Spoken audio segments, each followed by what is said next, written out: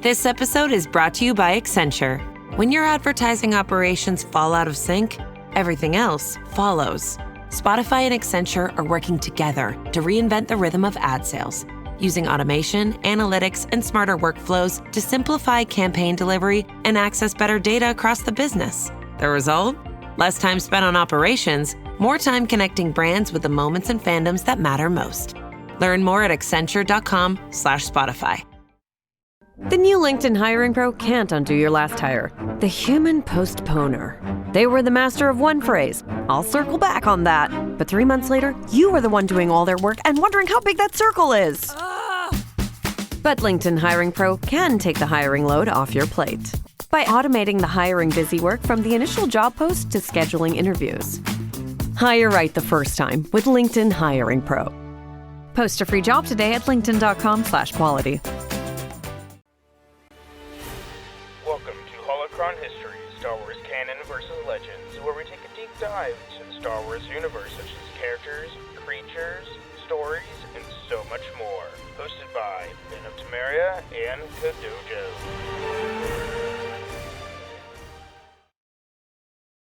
Welcome back, Acolytes, Adepts, to Holocron History, Star Wars Canon vs. Legends. I'm one of your hosts, Brandon, or also known as Ben of Temeria, and always with me is my good friend, Kodojo. Hello there.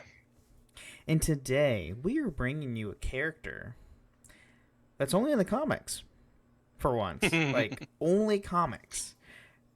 And yes, there's 4 parts, because he's in a lot of comics, and he has a lot. 4? There's 4. Wow. He has I was not lot expecting of that. stuff. He gets entangled with so much stuff.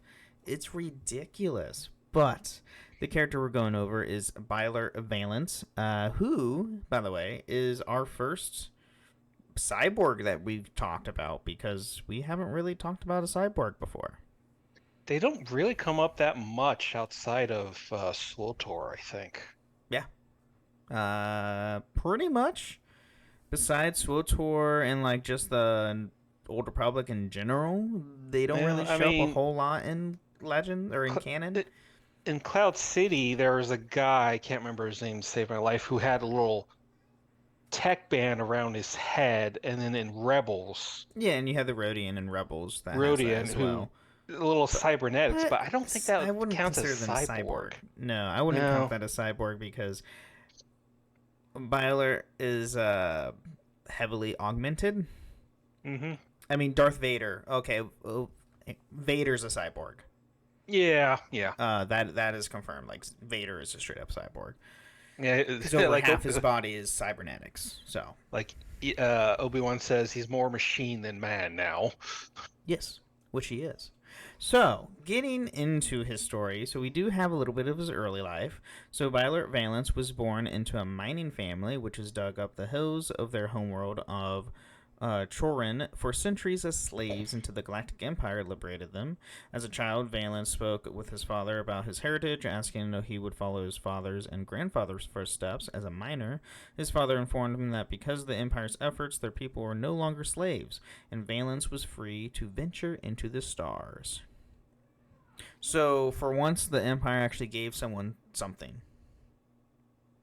Freedom, yeah. Yeah, but you don't normally hear about.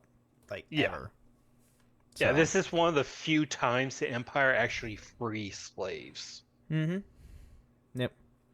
So, as a child, Valance once attended the Imperial Parade, where he stumbled upon Captain Tar Sokili. Sokili gave hungry Valance his final ration bar and inspired him to look past the mines and consider joining the Imperial military. Valance later worked in the mines and soon decided to join the Empire. Before he left, Urala Vega, his lover, gave him a red gem to remember her, and Valance's father told him to work as hard as he did in the mines. Considering the bar for Star Troopers and how they aim, that's not very hard. Yeah, that's a fair point. It's the armor, man. It's the armor. We know this now. Stupid helmet. It's the helmets. That what causes them to miss. So, moving into his time as an Imperial cadet, so Valance eventually became a cadet at the Empire at Cardilla Academy and the Imperial Navy Academy on the planet of Tordilla in the star system of the same name. At the Imperial Academy, the Imperial cadets were referred to by their assigned operating numbers instead of their names. Valance was known by the digits 404913. Left the TK off of there. Of course, I think that's just stormtroopers. Yeah. So while he seamlessly won the love of the Empire due to his belief in beating others into submission and show him that he was the best, one of Valance's fellow cadets, Kanata Nico, particularly hated him, even more when she hated everyone else. Wow. All right. You really just... All right, cool. Beat someone into submission. That's great. So Valance came into dislike to fellow cadet Han Solo, as he believed Solo was holding him back and viewed him as merely a Corellian scum rat.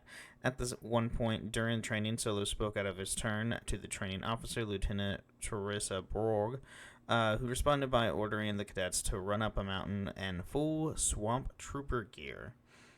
In response to this, several cadets attacked Solo. Afterwards, Valance insulted Solo, claiming scum rats like him did not belong in the Navy. Before Valance could cause any physical harm, Cadet Nico cut in and told him to let the other cadet go. So, Swamp Trooper armor is just the armor they use in Solo story.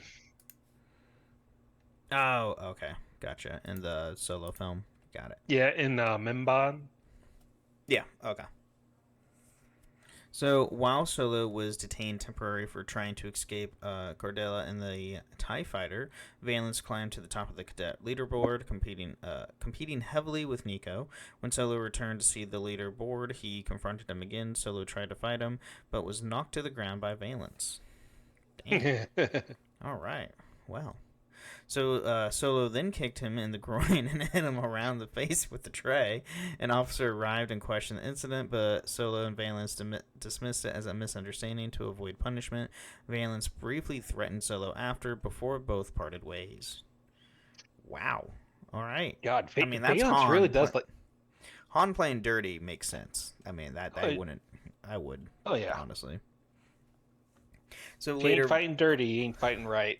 Right? I mean, he does become a smuggler and a scoundrel, so... So later, Valance was partnered with Lytane Dree, who was for another training session. In TIE Fighters, they are tasked with working together against other pairs and to obliterate their target. During the session, Lytane's brother, Tamu Dree, flew in a collision course. Lytane abandoned Valance and their mission for his brother, but it was Solo who saved him in the end. After the cadets were put in a cell for not completing their task, their punishment for making soup for other cadets. When Solo became covered in live roots, Valance refused to let the Dree brothers help him. Dude. Right? This is terrible. Yeah. So, by the way, for anybody, if you see the Solo film, it's like, oh, Solo, he was fine in the Imperial. No, apparently he's went through some shit. Oh yeah. Well, Han went through some crap. Yeah. So one day, the cadets under punishment were approached by training officer Ubig Nakan, who reported that their work duties were already fulfilled for the day, supposedly thanks to Valance. He had Valance return to the flight training for flying the Quasar Fire class cruiser carrier, which carried the rest of the cadets flying in TIE Fighters. Okay. Oh, it's one of those. Okay. Yeah. Cruiser carrier. Okay. Yeah, we see it's it one in of the weird Rebels. ones. We see it in Rebels. So, as part of the training session, the cadets in TIEs had to fly across open space to rendezvous with a destroyer, while Solo, Nico, and Dree brothers flew the carrier. Following the exercise, Valance was with 4 cadets after they returned with the carrier. They had all been reinstated to full flight status following the success in returning in time. Nakan entered the room after the news came to light and told Valance and the others that they would be combating real enemies. Ooh. Things are getting spicy. Yeah. So Valance and the other rest of the squad were assigned to, Kolosk. Yeah.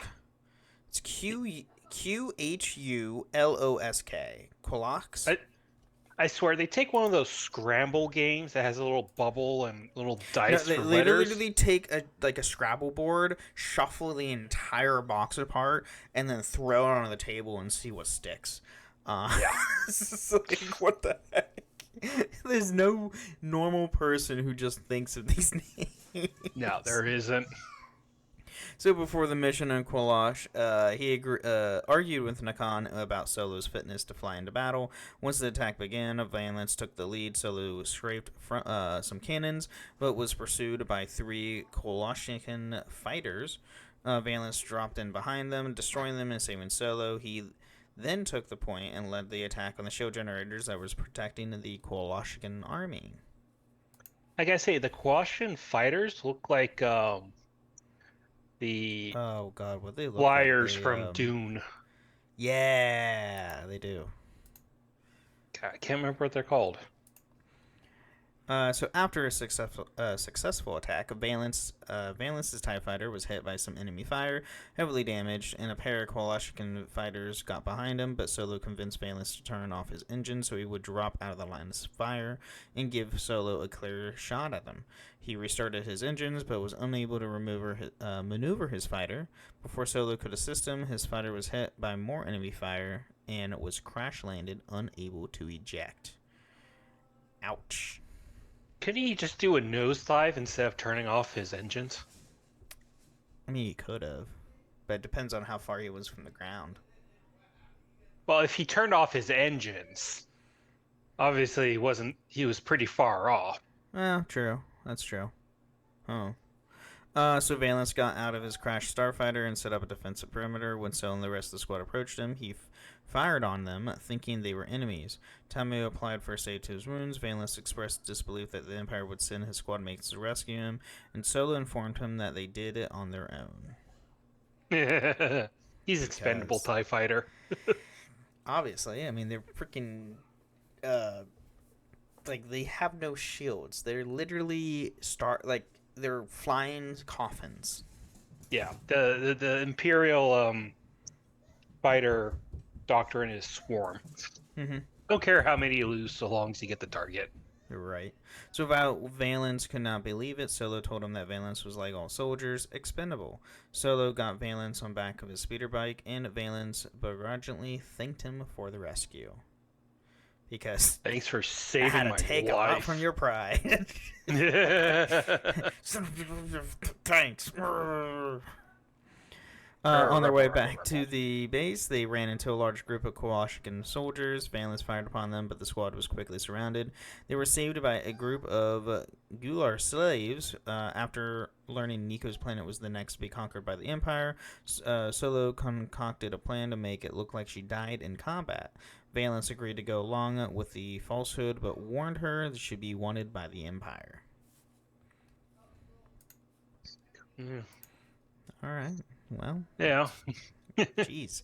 Things are just getting, like, left and right here and there. Oh, my God. Oh, yeah. So when Valance got back to the base and was sent to Medical Bay, he learned that the Empire would not replace his eye or leg, and he would lose his flight privileges. He was upset, but Tamu guessed he would pay for them himself and re-enlist as a soldier so he could continue to serve. Tamu. Oh. Yeah, one of his squad mates. Yeah, so he paid for everything, just re-enlisted. Yeah. Oh, no. Tamu said he would. Valance would pay for himself. Yeah. Oh, absolutely he would. Yeah. So, yeah, that sucks. But also makes sense because it's the Empire. They have plenty of bodies they could use. They don't care by one person. So... You got out with your life. That can be more than said for a few others. Right. Oh, you didn't explode in a fiery ball of fire in space? Cool. You survived your crash landing and got rescued? That's not standard doctrine. Shocking that none of the rest of the squad got, like, court-martialed or anything. So, but... with that, we're going to take a quick mid-break, thank our patrons, and we'll be right back. Tomorrow morning is knocking. Stock your fridge now. How about a creamy mocha frappuccino drink? Or a sweet vanilla? Smooth caramel, maybe? Or a white chocolate mocha? Whichever you choose, delicious coffee awaits. Find Starbucks Frappuccino drinks wherever you buy your groceries. Hi, Ryan Reynolds here for Mint Mobile. Are you looking for a beach read this summer? May I suggest your big wireless bill? It's got suspense, mystery, a slightly flat emotional arc, and a shocking twist where you realize you've been overpaying the entire time. Fortunately, though, Mint's story is better. Every plan, $15 a month, even unlimited. That's it. Happy ending, 0 tears. Give it a try at mintmobile.com/switch. Upfront payment of $45 for 3 months, $90 for 6 months, or $180 for 12-month plan required. $15 per month equivalent. Taxes and fees extra. Initial plan term only. Greater than 50 gigabytes may slow when network is busy. See terms.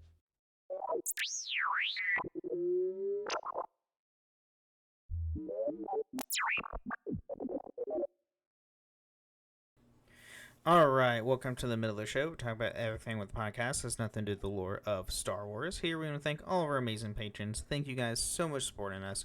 And if you too want to support us, you can go to patreon.com/holocronhistories and to get ad-free episodes or even join us once a month on the show itself.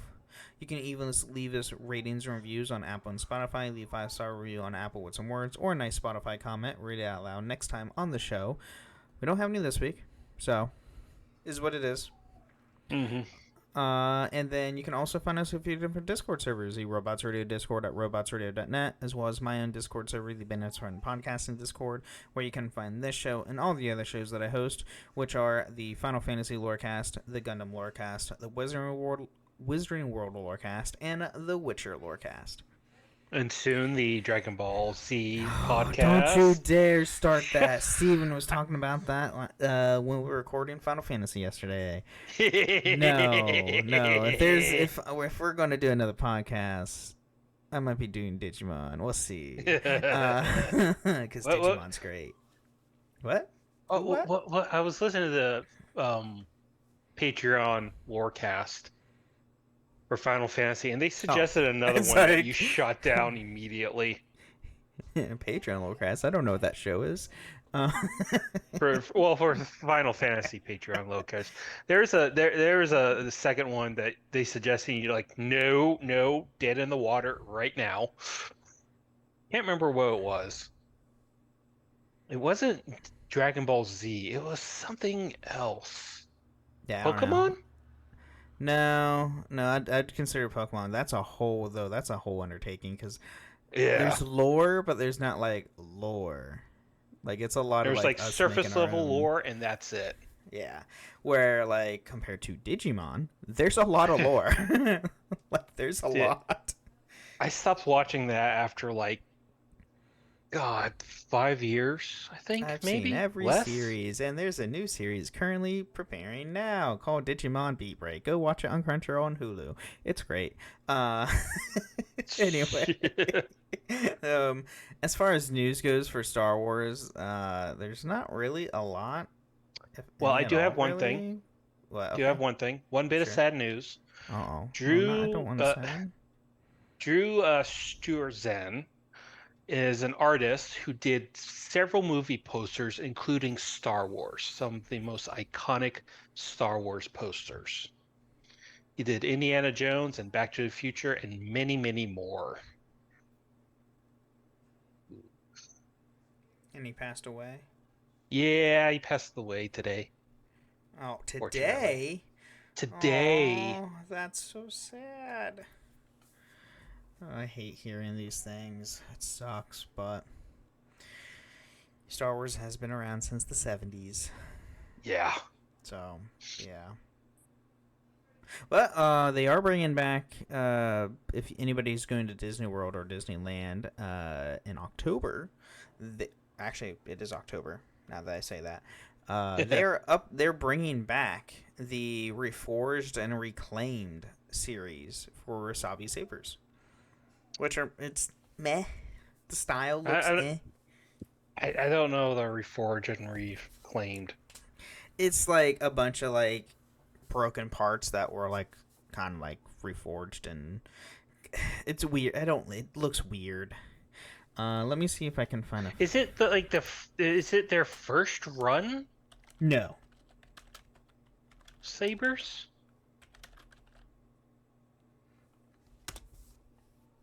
Here, let me see. Let me see if I can get a good picture for you. Oh, it kind of looks like it's made out of scraps. Yes. Are you looking at it? Yeah, it's on Reddit. Yeah. Yeah, it literally looks like scrap metal.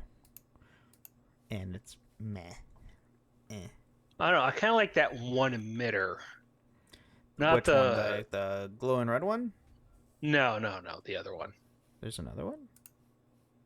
Yeah. Here, I'll post it in our Discord channel, Ben and Friends. Podcasting? Podcasting. Oh, look at that. Yeah. I had to sneak it in there. Oh, wait, Oh, okay. No, I like that. That's the emitter for that. It's pretty cool.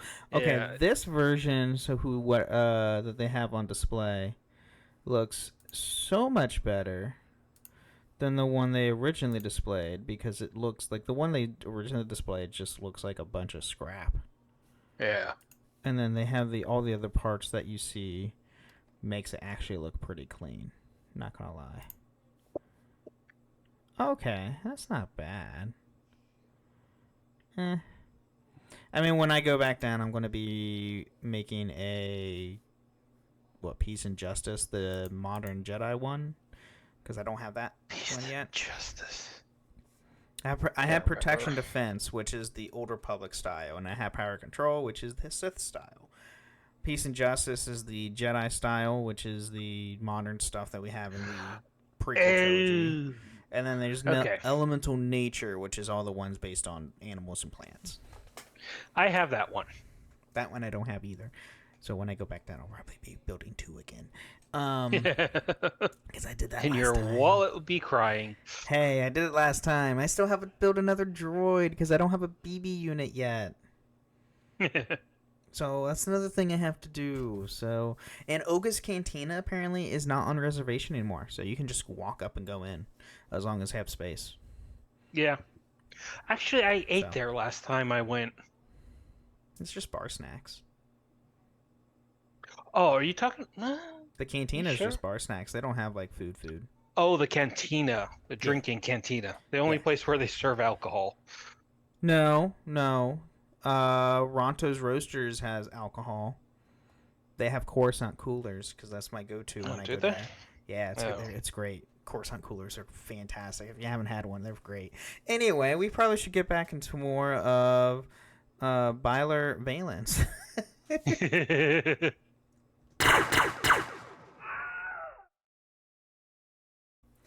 Kind of want to go back to Disney now. Dude, I live an hour from there. I forgot you're in Florida. I hate you. You get the freaking discounts and everything. Man, yeah, but I live in Florida. Yeah, I know that sucks. That does suck. Between the swamp ass and the hurricanes, it's almost not worth it.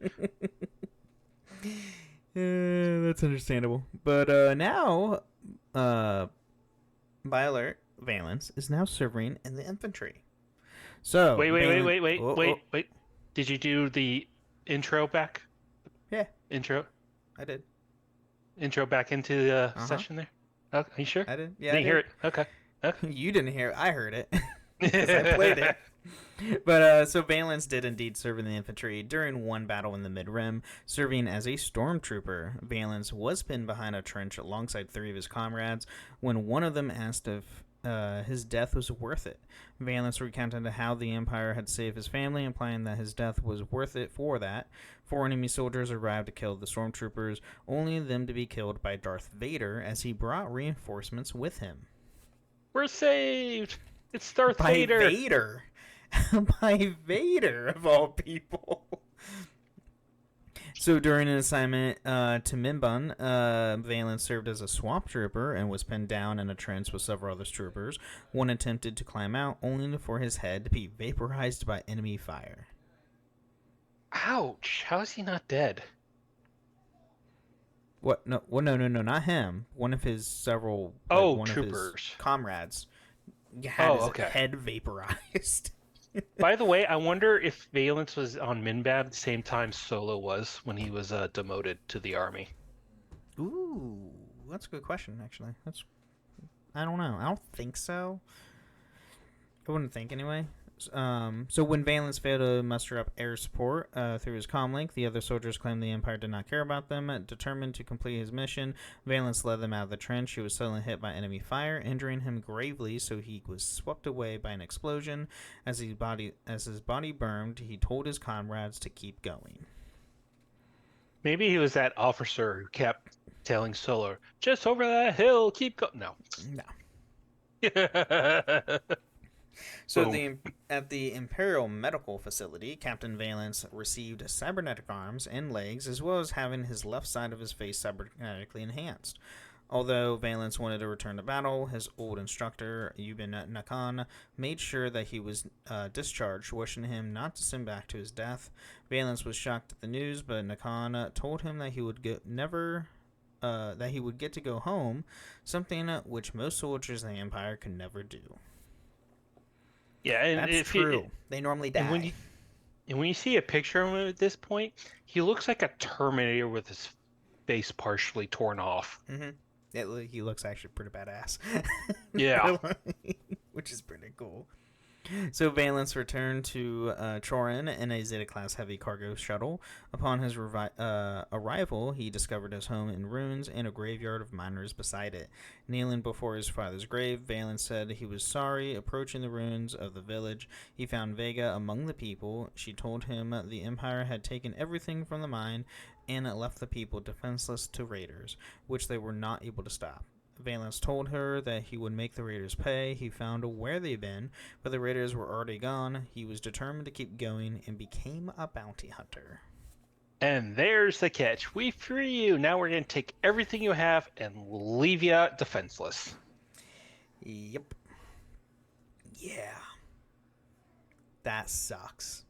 Yeah, that's the Empire. That is the Empire. That's very true.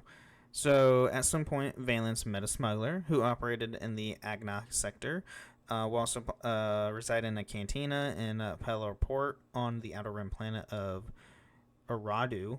Valance witnessed a boy being harassed by a patron before a company of stormtroopers entered the cantina and confronted the boy.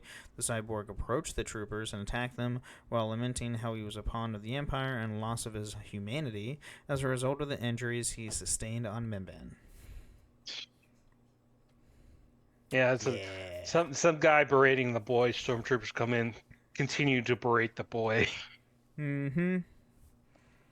So, unbeknownst to him, Nakato Lash, a Natolian bounty hunter, rushed to save Valance, as she believed the cyborg would be killed by the stormtroopers. After Valance encountered another group of stormtroopers, he was incapacitated by laser fire before Lash stepped in to save the cyborg and eliminated the troopers. What? Nakano Lash? Who's that? Oh, wait, we already talked about him last episode. Mm-hmm. That we did. Oh, her. Sorry, her. Her, yeah. So when questioned by the Natolian had saved him, Lash, accompanied by the bounty hunter Tongor, the technician Drosek, replied that she had once been in a similar situation to the boy he saved before allowing Drosek to repair and upgrade Valance's cybernetics, the cost of which Lash paid. And he's just getting free cybernetics here. Right. Like, that's cool. Yeah. Oh. What? No, I was just thinking, we have seen cybernetics before. I just realized. Book of Boba Fett. The Scooter Squad. Yeah, but technically they're cyberized. They're cyborgs, but we haven't gone over them on the pod. They're just the Star Wars Power Rangers. That's all they are. Don't wanna be Power Rangers. Don't insult the Power Rangers like that, please. They're the scooter gang at best. Yeah, well. Not a biker gang, a scooter gang. Oh my god. So following the event, Valance was mentored in bounty hunting by Lash.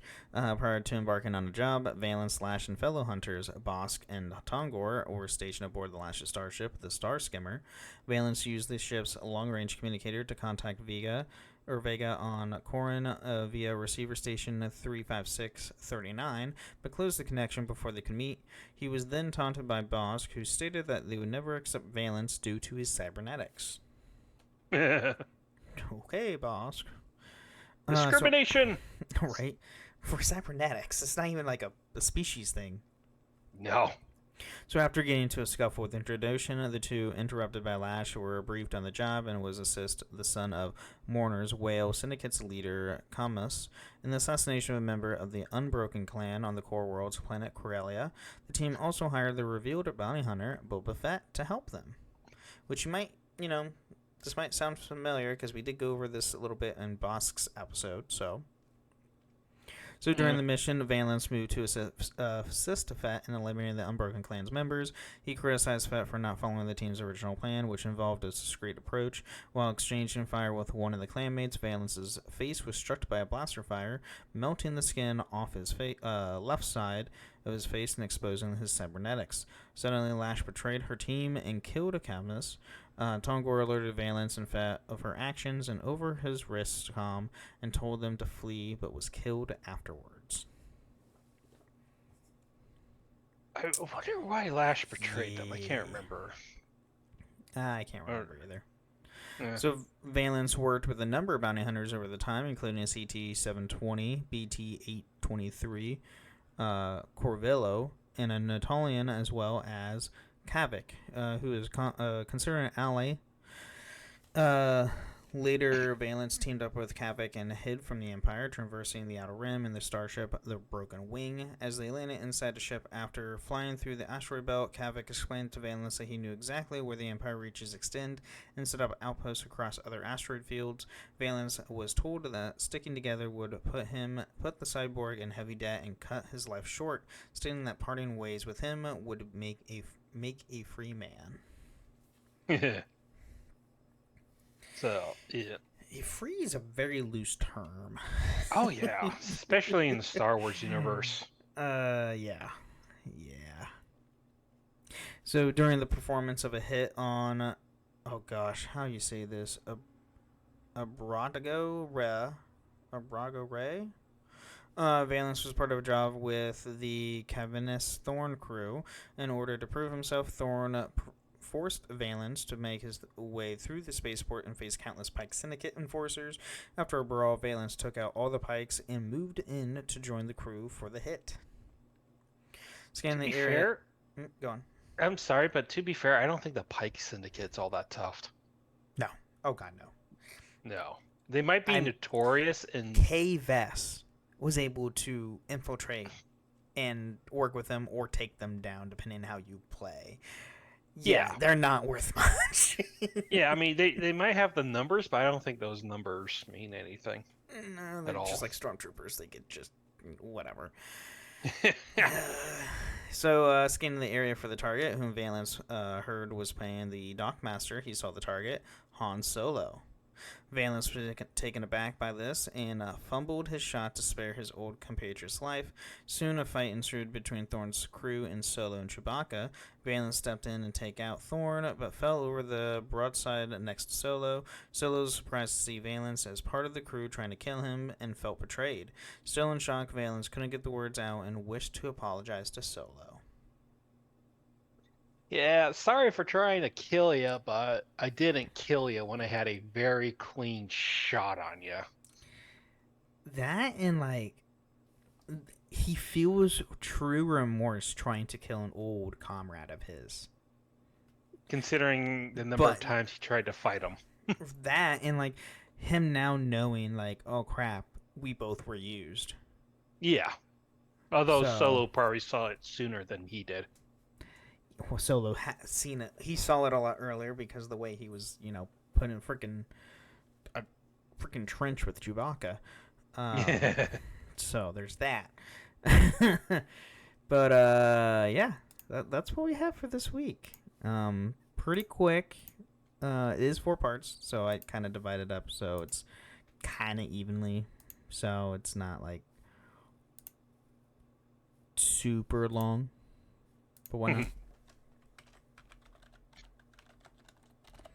But anything that you want to talk about before we head off? And from this is a man who saw the Empire thinking it was a good people since they freed them from slavery, and not realizing the truth until it was much too late, when he was a literal broken man filled with nothing but hate and rage. literal, like literally Being used and not dumped. metaphorically, literally. But yeah, I mean, before, like, you know, Dojo brought up this character to me. I never heard of him. Doing research sounded cool, so there we are. Didn't know this character at all existed. Thanks for Kodojo having a lot of comic knowledge. No, I just remember seeing him in like a bounty hunter issue #1 or something like that. That's still more knowledge than me. We are not experts in the Star Wars lore, so just letting you know that all this now, if you haven't caught on. So, well, yeah, everybody, thank you again for listening to Holocron Histories, and may the Force be with you. Thank you for listening to Holocron History, Star Wars Canon vs. Legends. You can find us on the Robots Radio Discord at robotsradio.net, the Ben and Friends podcasting Discord, where you can share your thoughts, experiences, and love for the Star Wars lore. And don't forget, for the Republic!